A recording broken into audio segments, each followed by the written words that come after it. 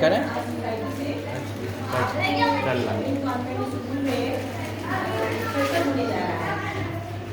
उसका नाम है बंटवारा। आप लोग देखिए, घर परिवार में कले होती है, तो कले होती है तो बंटवारा कैसे करते हैं और बंटवारा कैसे करते हैं, करने के बाद उसका परिणाम क्या होता है। अगर सही बंटवारा हुआ तो पूरे परिवार को अच्छा रिस्पॉन्स मिलता है, अगर गलत बंटवारा होता है तो उससे घर के लोगों को परेशानी होती है।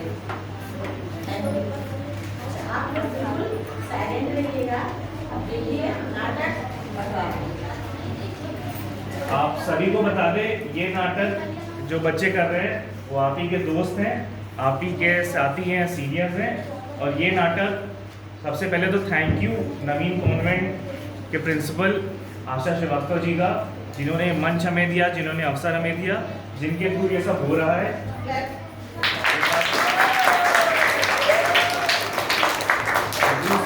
दूसरा थैंक यू सभी टीचर्स को, जिन्होंने जितना कोऑपरेट करा है हम लोगों के साथ।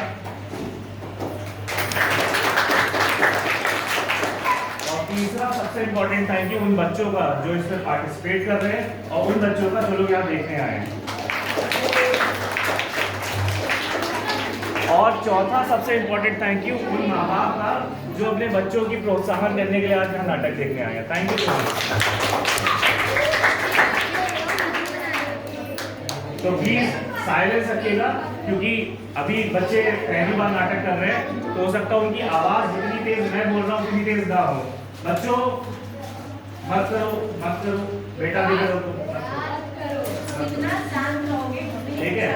हर बच्चा उतनी तेज नहीं बोल पाएगा क्योंकि पहली बार नाटक कर रहा है, तो साइलेंस रखेंगे सब लोग, ठीक है।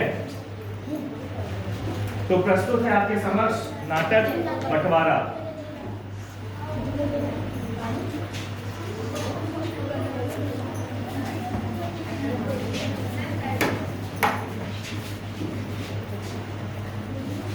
दृश्य में एक छोटा सा घर है।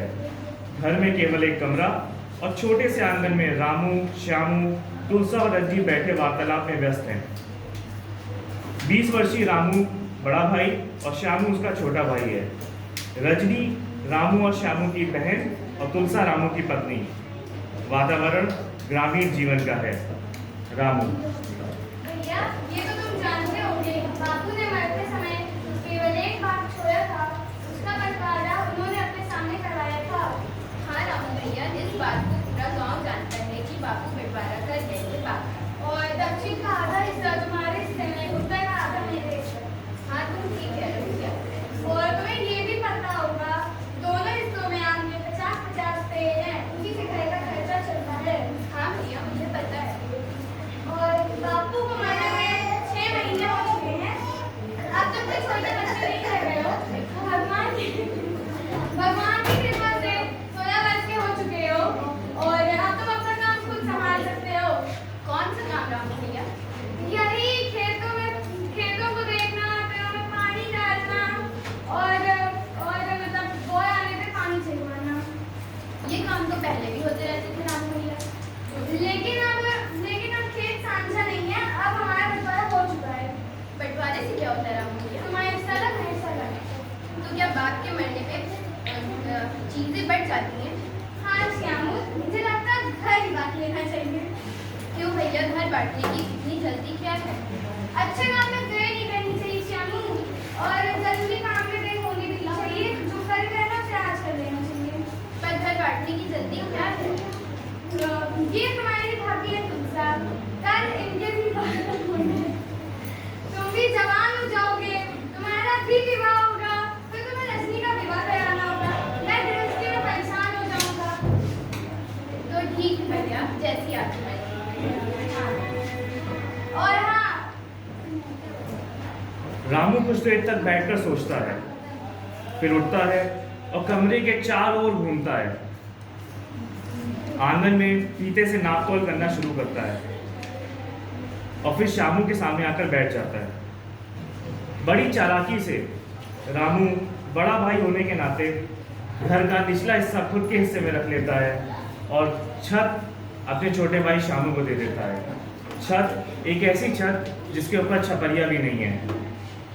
रामू साफ साफ अपने छोटे भाई श्यामू के साथ चालाकी करता है और उसे निर्देशित करता है कि जब छपरिया बन जाए तो उसे सूचित कर दे।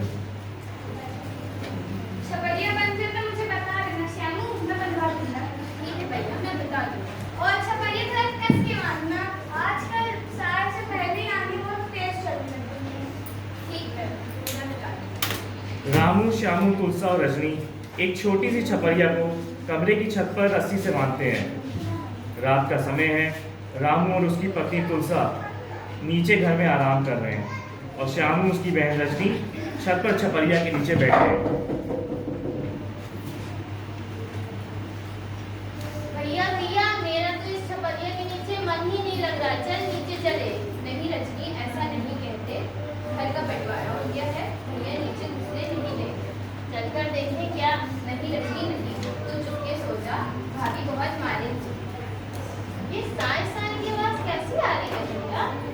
रजनी, लगता है आंधी आने को है। इसका करें कुछ नहीं, तो चुपचाप आराम से बैठे रहे। मुझे तो डर इस बात का है कि आंधी में पेड़ों की सारी अम्बियां ना झड़ जाएं। अब तो भगवान ही रक्षा करने वाले हैं भैया। साय साय करके तेज आंधी चलने लगती है। दोनों भाई बहन अपनी पूरी शक्ति से छपरिया की रस्सी पकड़ लेते हैं, लेकिन तेज हवा उसे बार बार उछाल देती है। अचानक आंधी से एक तेज झोंका आता है, रस्सी टूट जाती है। छपरिया उड़कर दूर गिर गई। तेज हवा के साथ साथ मूसलाधार वर्षा होने लगती है। रजनी और श्यामू छत पर बुरी तरह भीग रहे हैं। दोनों भाई बहन भीगते भीगते छत से नीचे उतरते दिखाई देते हैं। रजनी जोर जोर से दस्तक देती है। श्यामू कोने में अपने कपड़े निचोड़ रहा है। भैया भैया, दरवाजा खोलो, हम बहुत भीग चुके हैं। अब तो छत की छपरिया भी उड़ गई आंधी में। दरवाजा खोलो, मैं सुबह नया छप्पर छत पर लाकर बांध दूंगा। अब हमें अंदर आने दो, दरवाजा खोलो। दरवाज़ा नहीं खुलता है। बारिश और तेज हो जाती है। दोनों भाई बहन एक कोने में सिकुड़ कर बैठ जाते हैं। बंटवारा तो बहुत बुरा होता है भैया। हाँ भैया, मैंने नहीं स्वयं भैया ने किया है। अब हम ऐसे खुली छत पर कैसे रहेंगे? तू चिंता मत कर, मैं कोई उपाय निकाल दूंगी। दोनों देर तक कोने में चुपचाप बैठे रहते हैं। बारिश हल्की होते होते बूंदाबांदी में परिवर्तित हो जाती है। सुबह होते ही चिड़िया चहकने लगती है। श्यामू एक फावड़ा मंगाने को कहता है। रजनी बहन, तू एक फावड़ा उठा और एक मेरे लिए ला दे। अभी ला दे। ये लो, फावड़ा तो लिया है, लेकिन अब इसका क्या करेंगे? चल मेरे साथ छत पर। दोनों छत पर चढ़ जाते हैं और फावड़े से छत को खोदने लगते हैं। फावड़े की आवाज़ सुनकर रामू छत पर आ जाता है। ये क्या करते हो तुम लोग? छत खोद रहे हैं। छत क्यों खोद रहे हो? मेरी छत है, मुझे बंटवारे में मिली थी, मैं चाहे जो अच्छा भैया, फावड़े की आवाज से तुम्हारी आंखें खुल गई। रात भर हम इतना चीख रहे थे, तब तुम नहीं उठे। अरे भाई रुको, इस समय छत तुम्हारे काम की नहीं ना मेरे। हाँ भैया, अनुचित बंटवारे का यही होता है। अरे रुको भाई,